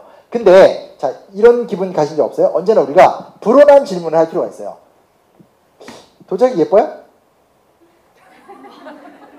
여러분들 당황해 하시죠. 발언을 다 삼가시고 왜냐면 도자기에 대해서 안 이쁘다고 느낄 수도 있어요. 왜냐면 이거는 원래 감상용이 아니에요. 공예품들은 생활용기예요. 그러니까 고려시대 때 사람들이 고려자기 이렇게 한 게 아니라 귀족으로서 정말 부자로서 명품을 갖고 와서 요거 이제 술병이거든요. 여기다 술을 넣어놓는 거야. 아니면 꿀이나 액체들을 담아두는 거지. 이걸 딱 그 상에다 올려놓고 아니에요. 안 믿으시네? 맞아요. 이때 감상용이 아니에요. 알겠죠? 근데 이게 언제 감상용이 되냐? 되게 신기하게도 요 청자는 이토 히로부미 때문에 그래요. 이토 히로부미 아시죠? 이토 히로부미가 문화적으로 굉장히 박식한 사람이에요. 근데 이토 히로부미가 청자에 열광을 해요. 그리고 그 시대 때, 그러니까 우리나라를 침탈해서 우리나라를 점령해가는 일본이 일본 입장에서 우리나라한테 오랜 동안 문화적 열등감을 갖고 있었잖아요. 그러다 보니까 소위 말하는 우리나라의 고전 문물에 대한 관심이 굉장히 높았어요. 그래서 이토만이 아니라 굉장히 일본의 선구안을 가졌었던 많은 이 문화예술 콜렉터들이 고려청자에 주목을 해요. 그래서 고려청자를 단숨에 이제 세계적인 이걸로 부상시키는 데 있어서 사실은 일본인들이 굉장히 큰 역할을 했었어요. 그래서 왜 청자가 지금도 이렇게 유명하지? 라고 하면 아이러니하게도 이 청자의 미를 발견한 것은 일본인들이에요. 그러면 조선시대 때는 어떻게 했을 것 같아요? 조선시대 때는 우리가 알다시피 백자를 많이 썼잖아요. 그리고 그때는 청화백자가 유행이던 때이기 때문에 청자에 관심이 없었는데 정약용 같은 사람들이 글이 남아있어요. 남아있으면 뭐냐면 내 친구가 이걸 구해다가 집에다 갖다 놨더라? 야 되게 희한해. 이렇게 기록이 남겨져 있어요. 그러니까 무슨 얘기냐면 조선 후기로 가면 컬렉팅 문화가 생기긴 생겨요. 생기는데 여전히 청화백자지 고려 청자를 예술적으로 보는 사람은 아주 극소수였던 것 같아요. 네. 그래서 이게 제가 두 가지 말씀드린 거예요. 이 청자 자체 역사도 있지만 그런 감상의 역사도 있다는 것에 대해서 기억을 좀 해두시면 좋아요. 그래서 이거 생각나서 말씀을 드리게 된 거, 보면서 말씀을 드린 거고요. 또 하나 뭐가 있냐면 제가 위에다가 고려는 어떤 나라인가 이런 말을 써놨잖아요. 고려는 어떤 나라인가. 최근에 우리가 겪는 곤란 중에 하나가 뭐예요? 우크라이나 전쟁이죠. 걱정이에요. 기름값이 너무 올랐어요. 제 차 경유차인데 경유값이 휘발유값보다 비싸요. 이러려고 산 차가 아니거든요. 그래서 이걸 어떻게 되나? 둘 다 2,100원대. 2,100원대. 좀 심각한 상황인 거죠. 그리고 뭐 이렇게 우리가 이런 얘기해요. 뭐 이렇게 뭐 우리나라는 쌀을 먹잖아. 이게 이제 소위 말하는 인지 부조화 현상이거든요. 한국은 쌀이 남아도는 게 된 지가 오래됐어요. 쌀이 남아돈 지 오래가 됐음에도 불구하고 쌀 농사를 줄이지 않아요. 왜냐면 농민들의 생계 때문에 그러는 거예요. 그래서 몇 년치 쌀을 다 저장을 하고 있죠. 국가 예산을 들여서 농민을 보호하고 있는 상황이죠. 실제 우리나라는 쌀 못지않게 밀도 엄청 먹어요.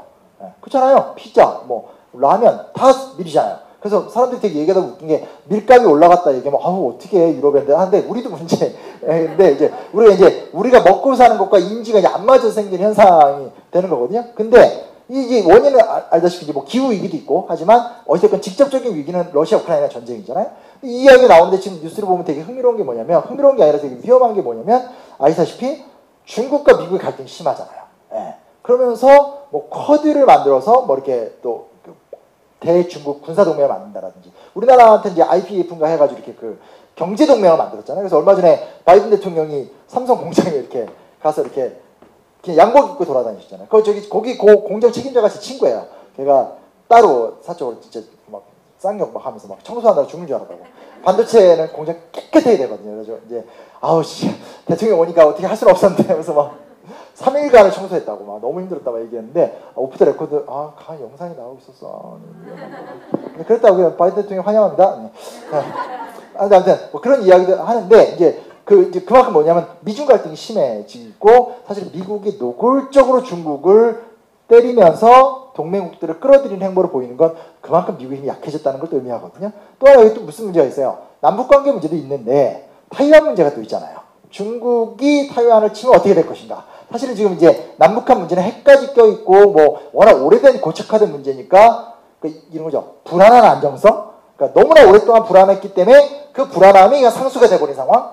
이대로 쭉 갈 것이라는 이상한 믿음. 여러분 뭐 이렇게 안 놀라시잖아요. 뭐 쏘든 말든 뭐 약간 이런.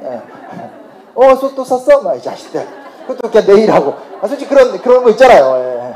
네. 없다고 하면 거짓말일 거예요. 근데 이제 타이완 침공 문제는 사실 없었던 문제고 굉장히 타이완과 중국 사이도 좋았었고 근데 이제 국민당 집권 하에서는 근데 이게 좀 갈등이 심해지니까 만약에 중국이 그러니까 이거죠. 중국이 타이완을 침공할까? 침공하면 미국은 타이완을 도울 것인가? 그리고 이 여파는 이제 어떤 형태로 나갈 것인가? 왜냐면 그거는 만약 우리나라도 여파가 미칠 수밖에 없죠. 이런 어떤 세계사적 불안정성 속에 지금 우리가 있잖아요. 참 거시기해요. 왜냐면 저만 해도 제가 어릴 때만 해도 반공교육 받고 자라면서 막 또리장군 보면서 어떤 냉전의 시대 속에 살았는데 냉전이 딱 끝나고 나니까 뭐가 되게 좋아지는 줄 알았더니 막 이슬람 테러리즘 때문에 정신이 없었는데 막 푸틴 막 나오고 이거 막 곤란하잖아요. 이런 상황인데 고려가 딱 그래요. 고려가 딱 그래요. 그러니까 무슨 이 얘기 왜 하는지 아시겠죠? 오늘 우리의 현실을 갖고 역사 공부하면 되게 재밌어져요. 특히 국제관계사를 같이 보면 되게 재밌어요. 무슨 얘기냐면 조선은 되게 안정적인 사회예요. 조선은 보세요. 조선 건국때 명나라가 건국됐고 일본의 무로마치 막부가 건국이 됐어요. 세 나라가 거의 비슷하게 건국이 돼요. 그래 버리니까 세 나라가 자기네 나라 운영하기 정신이 없는 거예요. 서로 공격할 이유가 없어요. 고려 말에 왜구가 엄청 쳐들어왔지만 무로마치 막부가 딱 들어서게 되면서 안정화로 들어가니까 왜구가 없어져요. 그러니까 한중일이 그냥 어느 정도 이바후 싸움 정도는 하지만 한중일 안정적으로 200년을 쭉 살아요. 여진족이 좀 문제긴 했지만 여진족 특별한 지도자가 없었기 때문에 우리가 컨트롤 잘했어요. 그러다가 아시다시피 일본이 혼란기로 들어가면서 일본 이제 토요토미 히데요시가 나오면서 임진왜란을 일으켰죠. 그리고 임진왜란을 막는 과정 중에 전쟁은 우리나라에서 났는데 우리나라 전쟁 지원하다가 명나라가 무너져요. 그리고 이제 만주에서 청나라가 등장해서 중국 점령하기 전에 우리나라 한번 밟고 중국 점령하잖아요. 근데 이제 그 기간이 굉장히 혼란기긴 한데 그 혼란기가 또 쉽게 안정이 돼요. 물론 이게 쉽다는 말은 죄송스럽죠. 왜냐하면 근 100년간 그 시대 때 조선 민중들은 어마어마한 고통에 살았는데 여튼간에 그 수십 년간 혼란은 또 쉽게 진정이 돼요. 왜 진정이 되냐면 일본은 에도 막부가 들어서면서 에도 막부가 또 260년간 가요. 중국은 청나라가 들어가서 또 300년이 가요. 우리는 조선왕조가 안 나오고 가요. 그러니까 세 나라가 쭉 가는 거예요. 그래서 조선왕조를 공부하다 보면 조선왕조 500년 기간 동안에 국제 변동이 극히 없어요.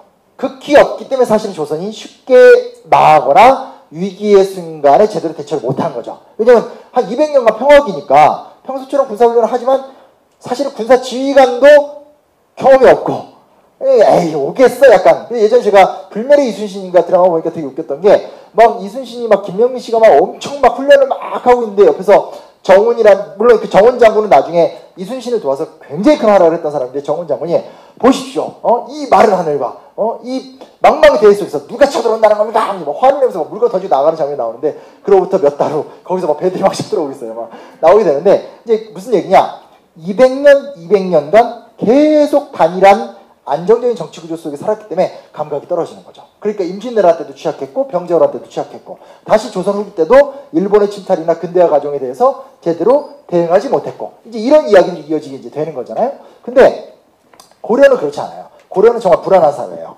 자, 요게 고려 초기 때 사회예요. 북송, 송나라 들어보셨죠? 북송이 있는데 위에 요라는 나라가 있어요. 거란족이 세운 나라예요. 여기다 제대로 표현이 안 됐는데, 죄송해요. 제가 실수, 레이저빔? 여기다. 여기가 만리장성인데, 연운 16주라고 해서 거란은 만리장성 이남에 16개 주를 장악하고 있었어요. 그러니까 무슨 얘기냐? 당이 망하고 송이 들어서는 사이고 기간 동안 5대 10국이라고 준 게 혼란기였어요. 혼란기 때 거란이 부상을 해서 만리장성 이남에 꽤 큰 땅을 가지고 있는데, 송이 통일한다면 그걸 못 뺏어요. 아무리 군사적인 노력을 해도 이때는 유목민족의 전성기예요. 못 뺏어요. 그래서 일단은 보세요. 고려라는 나라가 지금 들어섰잖아요. 딱 들어섰는데 세상에 우리는 전통적으로 중국과 친하게 지내잖아요. 중국이 어찌됐건 동아시아 문명의 중심지고 배울 게 많다 보니까, 특히 송나라 때는 우리가 알다시피 인류 4대 발명품 중에 3개가 만들어져요. 화약, 종이, 나침판. 아니죠. 종이가 아니라 뭐죠? 화약, 이걸 얘기할 때마다 제가 항상 하나가 생각이 안 나요. 종이는 한나라 때 만들어졌고, 화약, 나침반, 하나 뭐죠? 뭔지 아세요? 하여튼 하나 있어요. 네. 하여튼 그렇게 발명이 됐는데, 배울 게 많잖아요. 근데 보세요. 맞닿아 있는 지역에 거란이라는 강국이 또 있어요. 2개가 있는 거죠. 그리고 여진이라는 쉽사리 통제하기 쉽지 않은 또 부족 집단들도 있고, 여기서 고려가 살아남아야 돼요. 이게 이제 우리가 학교에서 배우는 거란의 3차 침략, 그래서 1차 침략 때 서희가 막 외교수를 잘 펼쳐서 전쟁을 하자고 보라할 때 이렇게 배우는 내용이죠. 근데 이제 우리가 자꾸 역사 얘기하다 보면 미시적으로 가고, 다시 미시적인 상태에서 누군가를 위인화시키는 거로 끝나요. 이거를 우리가 좀 경계할 필요가 있어요. 물론 거란이 쳐들어왔고, 쳐들어온 10만 대군을 상대로 현란한 외교수를 통해서 그들을 돌려보냈다. 어마어마한 업적이에요. 그런 일이 어디 그렇게 흔하게 있겠어요. 근데 중요한 게 뭐냐면, 그러다 보면 인물만 남아요. 그럼 어떻게 되겠어요? 이 사람 훌륭해. 이게 뭔 의미가 그렇게 있겠어요? 그게 아니라 이 상황을 좀 보면서 여러 생각을 좀 해보자라고 하는 건데, 자, 요게 초기 상황이에요. 중기 때 또 바뀌어요. 이게 뭐냐? 금나라의 등장이에요. 아까 보면 요게 여진족이잖아요. 여진족에서 아골타라는 전설적인 인물이 나와서 여진의 부족을 통일한 다음에 거란을 멸망을 시켜요. 대단한 성과인 거죠. 그리고 아까 제가 휘종 얘기했었죠. 휘종 유명해요. 그 중국의 가장 유명한, 그러니까 황제인데 그림도 엄청 잘 그리고 붓글씨도 엄청 잘 쓰고, 아무튼 문화예술의 천재인데 국정 운영 꽝이에요. 그러니까 그럴 수밖에 없겠죠. 문화예술이랑 폭 빠져 있기 때문에 아무것도 못해요. 그래서 정말 제대로 못해서 휘종 때 결국 금나라가 쳐들어와서 송나라를 양치가 이남 지역으로 밀어내버려요. 어마어마한 대제국이 나왔죠. 이건 대격변이에요. 그러니까 쉽게 말하면 베이징, 낙양, 이렇게 시안 이런 지역이 다 지금 금나라 땅이 된 거예요. 그래서 비슷하긴 하지만 이때는 그래도 중화세계가, 전통적인 중화세계가 딱 있다라면, 북방세계와 중화세계의 대결이라면 드디어 대혼돈기죠. 북방세계가 중국의 절반을 지배한 세계예요. 그리고 여기 나왔지만 뒤에 몽골이 또 있죠. 이렇게 금나라가 최전성기를 보내고 있을 그 시절에 몽골에서 누가 태어납니까? 칭기즈칸이 태어나요. 그래서 여기는 안 나왔다. 그래서 결국은 몽골이 금을 멸망시키고 고려를 쳐들어오고 남송을 멸망시키면서 원나라가 들어서게 돼요. 그리고 우리가 결국 몽골과 항쟁에서 패배하잖아요. 그래서 우리가 충자 들어가는 충여랑 충서랑, 충이 충성한다는 얘기잖아요. 그런 것들을 하면서 이제 소위 말하는 명나라, 원나라를 모시는 나라가 되죠. 그게 또 한 100년 가요. 그리고 나서 조선이 세워질 때는 뭐냐면, 원나라가 무너지면서 명나라가 나오잖아요. 그리고 그동안 신경 안 썼던 일본에서 가마쿠라 막부가 무너지면서 무로마치 막부가 들어서는 그 사이에 왜구가 그렇게 되는 거거든요. 그래서 결국 고려가 무너지고 조선이 등장하게 되는 거예요. 그래서 여기서 어떤 특징이 나타나야 되냐? 첫 번째 이 이야기를 말씀드리고 싶었던 건 이것도 역시 뻔하게 교과서에서 배우는 거예요. 우리나라 한국 교과서는 어쨌건 유수의 역사학자들과 아주 단련된 역사 교사들에 의해서 만들어진 책이기 때문에 고증과 검증이 굉장히 체계적으로 잘 돼 있는 책이에요. 요거는 꼭 많이 알려주세요. 제가 이렇게 어떤 선생님들 존경하고 존중하고. 근데 이제 이걸 우리가 배우는 방식이나 누리는 방식이 항상 암기 위주로 가다 보니까 놓치는 건데 내용은 다 맞아요. 근데 우리가 이 내용의 의미를 거의 생각을 안 하잖아요. 그러니까 외우느라. 근데 보세요. 지금과 비슷한 거죠. 사회적 변동이 너무 심해요. 물론 이때는 전근대 사회고 단위가 100년, 200년 길죠. 지금처럼 짧진 않아요. 그러나 이때는 사회 변화 속도가 느리기 때문에 지금처럼 변화 속도가 빨라질 수가 없어요. 근데 보게 되면 고려라는 한 왕조 기간 동안에 천지가 한 번, 두 번 갖고 오진 않았지만 원나라의 등장까지 3번 바뀌어요. 그리고 결국 마지막에 이제 소위 말하는 홍건적의 침략, 명나라의 흥기와 외국의 침략 속에서 고려가 없어지게 되는 거죠. 지금과 비슷한 거예요. 네, 지금. 그러니까 제가 막 할아버지가 아니잖아요. 우리 또래가. 그러니까 저 어렸을 때 저희 아버지가 뭐 야 옛날에 나는 말이야 감자 먹고 뭐 아버지가 보리밥을 되게 싫어하시고 그 국수를 싫어하셨어요. 그러니까 왜냐하면 맨날 밀가루 그 미군이 주는 이런 얘기를 하셨는데 재밌는 게 뭐냐면 요즘에 제가 이제 애들한테 그런 얘기를 하더라고요. 왜냐면 이제 애들 때는 응답하라 이번에 25, 21 뭐 이런 거 보다 보면 이제 애들이 막 그러면 아빠 핸드폰이 없었어? 그럼 이제 막 이빨 풀리는 거잖아. 야 우리 때는 5,000원짜리 전화카드 사서 멘트도 사주해준다. 아빠 전화카드가 뭐야? 그래서 전화카드 사가지고 막 그래서 좋아하는 여학생한테 5,000원짜리 탁 줬더니 그건 받고 안 만나주고 뭐 이런 경험 막 얘기해주고. 지하철역 가보셔서 지금 보면 지하철역 1층에 공간이 넓잖아요. 원래 뭐 있었던지 아시죠? 공중전화 있고 거기서 줄 서서 전화 기다리고 줄 잘못 쓰면 내 줄 안 가고 옆줄 막 가고 그래서 막 화내려고 딱 보면 애가 막 자기야 그러지 마 날 버리지 마 이러면 막 동병상련돼서 욕은 못하고 막 그런 경험인데 예. 이게 무슨 얘기냐면 내가 그렇게 할아버지가 아닌데도 사회의 변화 속도 한번 이야기하기 시작하면 이게 뭐 그렇잖아요. 브라보콘 150원 짜장면 600원 저희 아버지한테 얘기하면 아버지는 나 땐 짜장면 50원이다 이 자식아 뭐 이렇게 얘기하시는데 여튼 간에 이런 이야기가 나오게 되는 것처럼 사회가 급변하고 있는데 국제환경적으로 보면 정말 나날이 불안하죠. 근데 우리가 여기서 차라리 미국이거나 차라리 중국이거나 해서 우리가 센터가 돼서 우리의 힘에 의해서 문명사의 방향을 결정짓는 국가면 좋아요. 근데 이거 우리를 비하하자는 이야기는 아니에요. 왜냐면 그 나라가 커지냐 작아지냐라는 것은 오랜 역사의 산물이기도 하고 그 나라의 지리적 여건의 산물이기도 해요. 그러니까 아주 냉정하게 얘기했을 때 우리가 진짜 세요. 그래서 막 일본 우리 땅이었어. 그래도 일본 다음에 태평양이에요. 그러니까 무슨 얘기냐면 주변에 이렇게 뻗쳐나갈 적이 없는 거잖아요. 근데 막 미국은 서부가 있잖아요. 그렇죠? 이런 거기 때문에 우리가 뭐 작은 나라라고 해서 자존의식이 일차 그런 얘기를 하자는 건 전혀 아니고 근데 보면 여튼 그레이트 게임 세계 판도를 둘러싼 게임에서 우리는 생존하고 적응해야 되는 나라지 우리가 패를 두고 이끌어갈 수 있는 나라는 분명히 아니거든요. 그러니까 이게 막 쫄깃쫄깃해지고 그만큼 역사 이야기라 그런 걸 우리 관심 있게 볼 때 지혜를 얻을 수 있는 거잖아요. 근데 우리가 이런 과정을 겪은 거죠. 그리고 고려는 사실 이 혼란한 과정 속에서 생존했거든요. 거란과 쳐들어왔었을 때는 처음에는 이제 그 누구예요? 그 어디죠? 서희가 외교 담판을 이겼고 두 차례 나중 침략은 싸워서 이겼고 싸워서 몰아낸 거죠. 우리가 뭐 밀어냈죠. 그리고 금나라가 강해졌을 때는 과감하게 금나라를 사대로 모셨어요.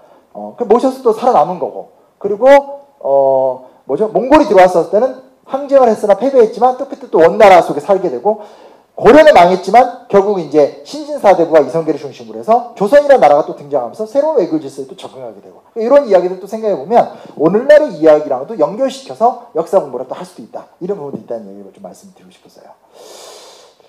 지금 11시 반인데 저한테 1시간 40분 하라고 그래가지고 이제 좀 질문 같은 아쉽죠. 아쉬워요.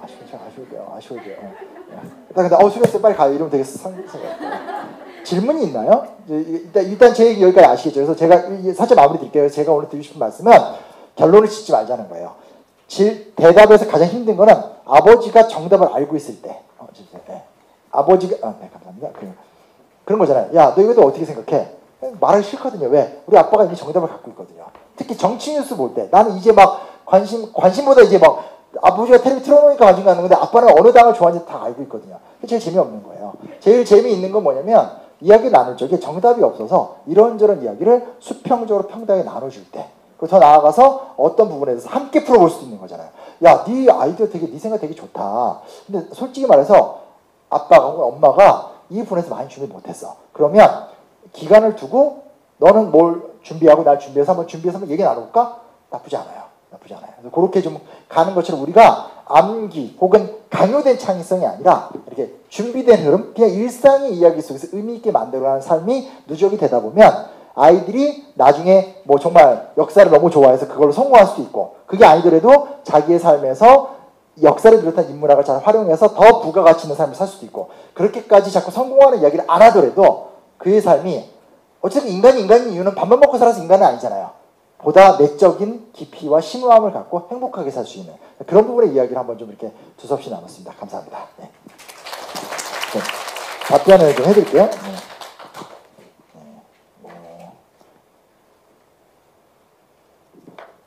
근현대사를 정치적 관점 없이 어떻게 알려줄 수 있을까요?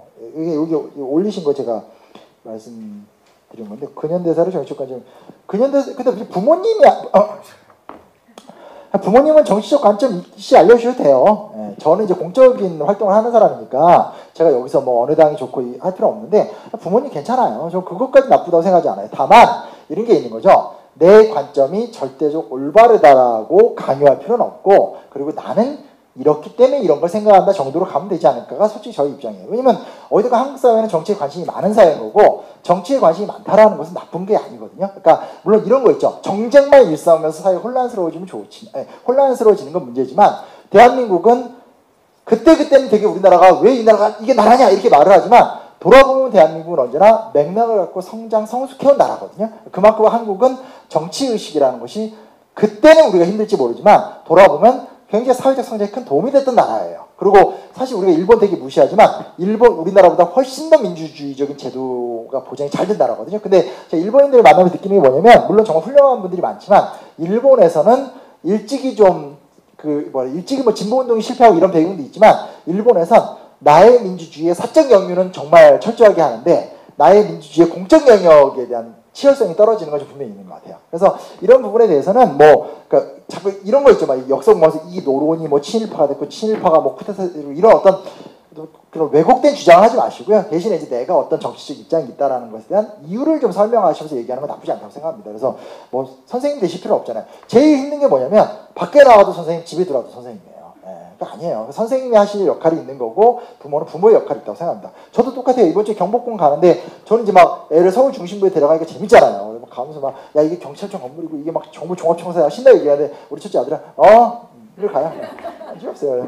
잘 물어보지도 않아요 저한테. 자, 안녕하세요. 아이들이 역사에 재밌어하고 좋아합니다. 기억할 내용이 많아 나중에는 뒤죽박죽 되고 결국은 어려운 내용이 되었더라고요. 시간이 지나도 의미 있게 남으려면 어떻게 해야 할까요? 고민입니다.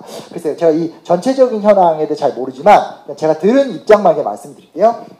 괜찮아요. 그러니까 가장 부모님들이 우려하는 게 뭐냐면, 특히 역사가들이 만들어 놓은 나쁜 문화인데 순서를 정확하게 기억을 해야 된다는 믿음이 있어요.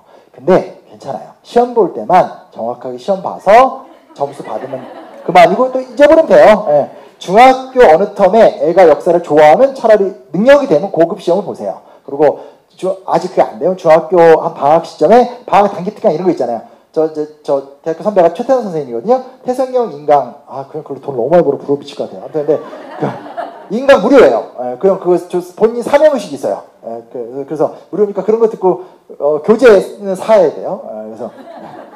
그래서 이렇게 해서 이제 뭐 한 중급 보든지, 그리고 고등학교 한 1학년 여름방학이나 이럴 때 이제 고급 한번 봐도 돼요. 그래서 그렇게만 해서 고1 정도의 고1 맥시멈 고1 내가 갑자기 상담 가는데 고1 겨울방학 때까지 한국사 능력검정시 1급만 따두면 그냥 수능 한국사 편하게 볼 수 있고, 나중에 대학교 가서 이렇게 또 우리 막 뭐 하려면 자격증 필요하잖아요. 갱신해야 되니까. 근데 그것도 쉽게 딸 수 있어요. 한 번 들어간 거 잘 안 사라지거든요. 그래서 그렇게만 하면 되는 거고, 근데 그거를 너무 다 까먹어요. 저는 되게 많이 기억을 하죠. 근데 저는 뭐예요? 맨날 이 얘기하고 다니는 사람이에요. 그리고 이걸 위해서 수업 자료도 만들죠. 책도 써니까 이게 계속 들어오니까, 근데 저도 막 헷갈려요. 그래서 이게 뒤죽박죽 되는 건 자연스러운 현상인 거고, 대신에 그건 있어야 될 것 같아요. 이 좋아하고 뒤죽박죽한 과정 속에서 그 아이 혹은 그 아이와 가족이 함께 뭘 경험했느냐, 이건 전 중요한 생각이 들어요. 그래서 예를 들어서 제가 이제 보통 추천하는 것이 하나가 1년에 한 번은 부모가 준비한 답사를 가보세요. 이걸 이제 많이 권고하게 되는 건데, 또 뭐냐면 이런 거죠. 제가 이제 서대문 연구소 되게 자주 가는데, 서대문 연구소 관장님과 되게 친해요. 근데 거기서 뭐 여러 가지 하는데 가보면 애는 막 재밌는 거예요. 새로운 데 오니까. 엄마는 데려왔어. 근데 이게 잘 몰라. 그러니까 남편을 불러요. 여보 빨리 와봐. 남편은 막 내려가서 빨리 맛집 있어. 가먹자. 어떤 상황인지 알겠죠? 엄마는 의욕적 애를 데려왔는데 이 아이한테 지도해 줄 게 없어요. 아빠는 어제 야근했고 지금 저기 속이 안 좋고 뭘 먹어야 돼요. 그래서 이제 한 명을 끌려가고 엄마는 열정적인데 애의 짐을 답변을 못하고 애는 그냥 뛰어다니고 해서 엄마는 속상해하고 이게 그냥 연출. 그러다 보니까 3만 원, 5만 원 들여서 선생을 붙여서 보내요. 눈에 얘기하는 거지만 선생님을 통해서 경험할 수 있는 것과 부모를 통해서 경험할 수 있는 건 달라요. 뭐가 다르겠어요? 정서적 애착관계와 의미가 달라져요. 아무것도 몰라도 부모의 성의를 느끼거든요. 그래서 제가 꼭 항상 추천드리는 게 뭐냐면 어디든지 정하시면 돼요. 천안 일대, 이거 독립기념관도 있고 많잖아요. 일단 애의 취향을 좀 보고, 그러니까 제일 중요한 게 이거예요. 야, 그게 아니라 이게 중요해. 그러지 마시고 애의 취향에 애가 어디에 꽂혀 있는 게 있으면, 예를 들어서 이순신을 좋아해요. 그럼 좀 나가면 되잖아요. 저기 아산에 가도 되고. 그래서 아니면 그냥 남도로 가도 되고 해서 통영을 놀러 가든지 해서 아이를 위한 답사를 준비해서 부모가 준비를 해주는 거죠. 그래서 이날은 엄마 아빠가 가이드가 해줄게 하면서 이렇게 설명해요. 그럼 애가 내가 원하는 대로 다 열심히 듣지도 않아요. 괜찮아요. 다 안 들어도 그 마음이 들려요. 그리고 하다 보면 애들이 황당한 질문을 해요. 우리는 언제나 고정관념에 갇혀 있잖아요. 애들은 넘어서서 막 질문해요. 그러면 그때 모를 수 있어요. 당황해하지 마세요. 엄마 아빠가 준비를 했는데 야 그건 잘 모르겠다. 좋은 질문이야. 그래서 아빠가 이건 준비해서 나중에 가르쳐 줄게. 해서 와서 준비해서 가르쳐 주세요. 이런 식으로 해서 하나만이라도 1년에 한 번이라도 답사가 됐든 뭐 같이 책을 읽든 뭐 학생이 중고등학생이 되면 이제 같이 그런 시간이 부족하면 책을 하나 선정해도 좋죠. 신용환 작가 쓴 책이 제일 좋다고 생각하는데 뭐 굳이 원하지 않으신다면 다른 책을 선정해도 좋은데 책을 하나 꼭 역사책이 아니더라도 소설, 저는 개인적으로는 그 자서전 같은 거 되게 좋아요. 그러니까 그 뭐 김산의 아리랑이라든지 그 정말 굵직한 삶을 살다 간 사람의 그 삶의 자서전 되게 재밌어요. 그래서 읽고 같이 좀 이렇게 토론을 해본다든지. 근데 토론을 하려면 부모가 뭐든 좀 더 준비를 해야 되잖아요. 그러니까 이제 애는 그 책 한 권 읽는 거고 나는 조금 더 한두 권 정도 더 읽고 해서 하고, 그럴 때 아예 남편하고 같이 준비를 하면 또 남편하고도 전 되게 좋아질 수도 있다고 생각해요. 처음에 짜증이 나지만 솔직히 어느 정도 지나면, 저도 이제 결혼 생활 15년 됐는데 부부간에 루틴해지는 게 있잖아요. 근데 또 이런 걸 하면서 혹시 알아요? 뭐 같이 머리를 맞대고 백범 김구 이야기하다가 사랑이 막 샘솟고 막 하트 빵빵빵 이렇게 될 수도 있어요. 네, 그러고서 그러니까 제 말은 뭐냐면 그 아이를 위한 행동이 우리를 위한 행동이 될 수 있는 거고, 그렇게 되면 1년에 한 번 해줄 수 있잖아요. 그러면 그 이야기가 나한테는 솔직히 말해서 내가 초등학교 6년이었던 한 번 해준 거지만 애한테는 평생 가는 기억이 될 수 있어요. 저는 그걸 꼭 권유해 드립니다. 그리고 잠깐만요. 빨리 끝내야 되지. 빨리 5분 내로 끝낼게요. 저희 아들이 역사를 무척 좋아합니다. 그런데 한 분야 쪽만 좋아하는데 계속 그대로 둬야 하는지 아니면 어떻게 해야 하는지 고민이 됩니다. 일단은 좋아하니까 좋아하는 분야를 파견 놔두세요. 놔두는데 다만 이제 통사의 중요성은 강조하실 필요는 있어요. 그러니까 무슨 얘기냐면 이거예요. 체계라는 게 있잖아요. 사학과 체계라는 것이, 그러니까 일단 좀 넓게 보면 문사철 이런 얘기 많이 하죠. 역사를 깊이 보려면 철학을 할 줄 알아야 돼요. 왜냐? 역사는 현상을 다루는 거고 철학은 생각을 다루는 거예요. 인간의 생각이 발전하지 않으면 현상을 해석하지 못해요. 현상을 알지 못하면 생각은 공허해져요. 그러니까 두 개는 같이 가는 거예요. 그래서 언제나 이게 역사와 철학은 같이 가는 거다라는 걸 알아두시고, 문학은 대신에 역사와 철학보다 앞장서서 자유로운 이야기를 하잖아요. 이 세 가지가 이제 문사철에서 세 바퀴를 돈다. 물론 이제 저는 이제 인문계 쪽이니까 이쪽 얘기를 하지만 또 과학으로 가면 또 그럼 김상우 선생님 강의로 들으세요. 전 잘 모르겠고 하여튼 하는 건데 이게 돌아가게 되는 거고, 그 위에서 역사라면 고대사, 중세사, 근현대사가 있고, 그리고 그 안에서 우리나라 역사가 있고 세계사가 있죠. 근데 이 아이가 예를 들어서 우리 역사의 근현대사 쪽을 좋아한다. 그냥 일단 가게 놔두세요. 대신 이제 권유는 해줄 필요가 있지. 맥락이 있는 거니까 나중에 시간 될 때 위아래 좀 같이 봐라 정도 얘기를 해주면 좋을 것 같고, 그거와 맞는 책을 찾아주셔도 좋을 것 같고요. 그리고 대신에 제가 강조하고 싶은 건 세계사 공부를 많이 하세요. 제가 한국사 전공자이고 제가 활동하는 거에 90% 이상이 다 한국사이긴 하지만 우린 작은 나라예요. 우리의 감각은 세계적으로 흘러가야지만 뛰어나질 수 있어요. 과거에, 그러니까 최근에 들어서 우리가 역사의식과 역사에 관심이 높아졌잖아요. 아주 좋은 현상인데 사실 그에 비해서 세계사 인식은 많이 떨어져요. 그나마 최근 이제 벌거벗은 세계사에서 좀 활약을 하는데 대부분 나오는 거 보면 되게 자극적이잖아요. 그냥 히틀러 나쁜 놈, 나폴레옹이 뭐 좋아했다. 이게 뭐냐면 나와 관계 있는 세계사가 아니라 그냥 나와 관계없는 재밌는 옛날 이야기 돼버린 거예요. 그래도 이제 그런 게 등장한 건 되게 좋은 거고, 더 나아가서 나와 관계 있는 세계사 공부까지 가는 건 중요해요. 그래서 아이가 어느 영역인지 모르겠지만 그 영역이 있다라면 그 자체를, 왜냐면 깊이 들어가면 한두 끝도 없어요. 그러니까 되게 배울 게 많아요. 그래서 그 자체는 좋은 거고, 하지만 이렇게 조금 넓게 안내해 주는 건 좀 중요하다라는 생각을 합니다. 마지막 답변하겠습니다. 초등 저학년이고 규칙을 잘 지키고 예쁜 아이입니다. 오, 대단한데? 융통성 없이 친구들에게도 규칙을 지킬 것을 강요합니다. 계속해서 트러블이 발생하지만 옳은 이야기니 관철시킬 수 있게 지켜봐주는 것이 아이에게 도움이 될까요? 그냥 편하게 지켜봐주시는 게 낫지 않을까요? 이건 뭐 제가 드릴 수 있는 답변 같지는 않고, 오은영 선생님이 오시면 답변을 잘 해주실 것 같은데, 근데 그냥 뭐 어머니 하고 싶다 하세요. 뭐 이게 뭘 중요해? 예를 들면 저는 생각보다 엄해요. 저 되게 애들하고 잘 놀아주거든요. 잘 놀아주는데 되게 친하게 잘 지내는데, 예를 들어서 저는 이제 그러니까 독서반은 제가 책임져요. 방송에도 그 얘기가 나갔던 적이 있어요. 저는 되게 화내요. 애들 책을 제대로 안 읽으면 발끈해요. 되게 무섭게 소리 질러요. 또 빨리 앉아 하고, 책 읽는 내용도 제가 컨트롤 많이 해요. 그래서 역사책, 왜냐면 책 읽으라고 강요만 해두면 진천당밖에 안 읽어요. 그 전천당인가? 그래서 이제 역사책, 독서평설 뭐 이렇게 하면서, 그래서 독서에 관해서 제가 되게 엄해요. 그리고 아이들이 그거에 대해서는 순종해요. 그건 저희 권리라고 생각해요. 아이들한테 나 너 부모야. 나한테 돈 받는 거 끊기기 전에 내 말 들어야 돼. 노골적 협박을 하거든. 지금 네 옷 누가 사줄게. 이러면서 사는 건 엄마지만 돈은 내가 됐어. 그래서 우리가 이게 부모로서 이 어떤 부모의 그게 있잖아요. 그러니까 그 부모로서 하면 안 되는 행동들 있잖아요. 애를 때린다라든지 뭐 애를 학대를 한다든지 자기의 정서로 투영해서 애를 망가뜨린다든지 되게 많아요. 그러니까 이제 오은영 선생님을 통해서 하지 않아야 되는 걸 배우면 되지만, 나머지는 자유롭게 하세요. 안 해서 문제죠. 그냥 오늘 바빠서 안 해서 문제지, 아이의 삶을 두고 고민하면서 하는 거는 좀 좋다고 생각해요. 그래서 그냥 부모님이 결정하셔서 잘 키우시면 아이가 또 바뀌거든요. 뭐 그래서 편하게 생각하시면 됩니다. 네. 역사를 공부하시고 존경하는 역사 인물이 있다면 롤모델이 있을까요? 저는 이 얘기만 하고 마치겠습니다. 저는 정도전을 좋아합니다.